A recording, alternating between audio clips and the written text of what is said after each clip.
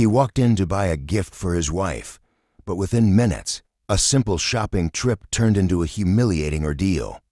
What happened next was a shocking twist that left everyone in the store speechless. The boutique was immaculate.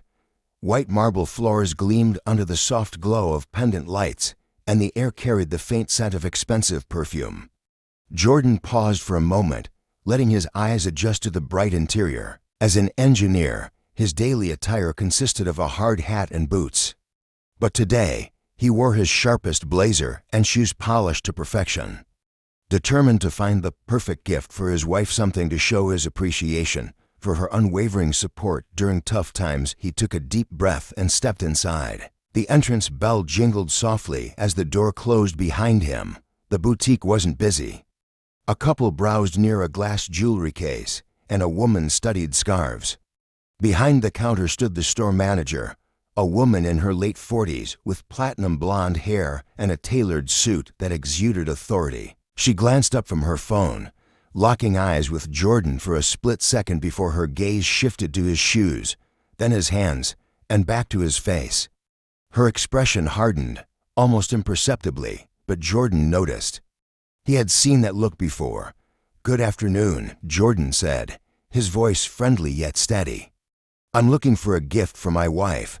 Her birthday is coming up." The manager tilted her head slightly, her lips pressed into a tight line. She didn't respond immediately, her eyes scanning him as if assessing whether he belonged there. "Do you have an appointment?" she finally asked, her tone clipped. Jordan blinked, caught off guard. "An appointment?" "No, I wasn't aware I needed one." Her eyebrows arched slightly, and her tone turned patronizing. "We typically work with clients by appointment. It's more efficient that way." Jordan maintained his composure, though her words stung. "I see. Well, I won't take much of your time. I just wanted to browse for something special." She hesitated, then gestured vaguely toward the far end of the store. "Fine, but we're a high-end boutique. Prices might not be what you're used to." The words hit like a slap. Jordan took a deep breath, his hands tightening slightly before he forced them to relax. "I'm aware, thank you," he replied, his tone steady. As he moved toward the jewelry case, he could feel her eyes on him. Her presence was like a shadow hovering just out of reach but impossible to ignore. The couple by the jewelry case glanced at him briefly, exchanging a look he couldn't quite decipher before resuming their browsing. Jordan tried to focus on the display of delicate gold necklaces, diamond-studded earrings, and intricate bracelets. But the manager's footsteps echoed behind him. It was clear she wasn't there to help. "Is there something specific you're looking for?" she asked suddenly, her voice closer than he expected. "Yes," Jordan replied, turning to face her. "A bracelet, something elegant but not too flashy. My wife has a simple style." The manager tilted her head, her smile thin and insincere. "I see. Well, we have some lovely options, but perhaps you'd prefer to check out our lower-tier collection online. It might be more suitable." Jordan stared at her, stunned by her audacity. He opened his mouth to respond but stopped himself. Part of him wanted to call her out, but another part, tired of microaggressions, wanted to avoid a scene. Instead, he said, "I'd still like to see what you have here." Her smile didn't waver, but the tension in her posture was unmistakable. She pulled out a tray of bracelets, setting it on the counter with deliberate slowness that felt almost mocking. Jordan leaned closer to examine them, his mind racing as he tried to focus.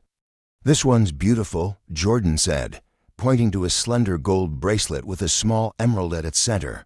"Can I see it up close?" She hesitated, then reluctantly picked up the bracelet with gloved hands, her movements overly cautious, as if he might snatch it and run.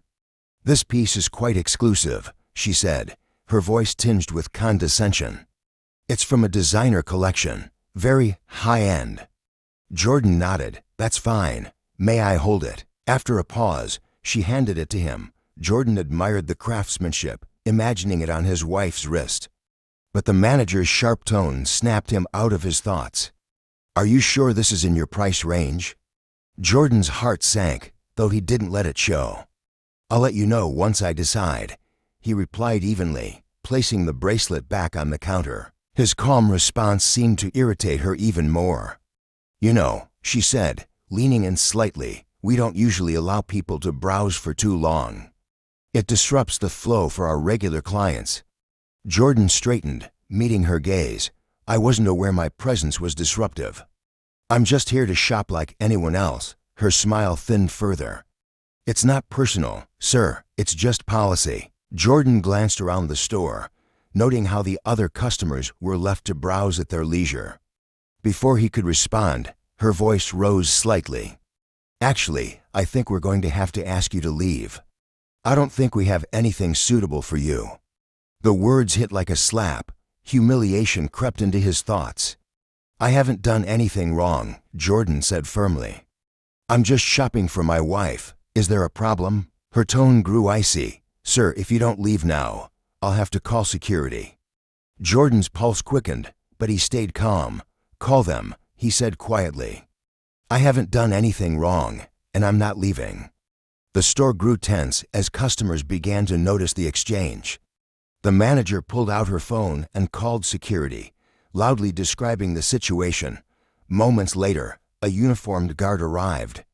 His eyes darted between Jordan and the manager, already piecing together her narrative. Before the situation could escalate further, a commanding voice cut through the tension.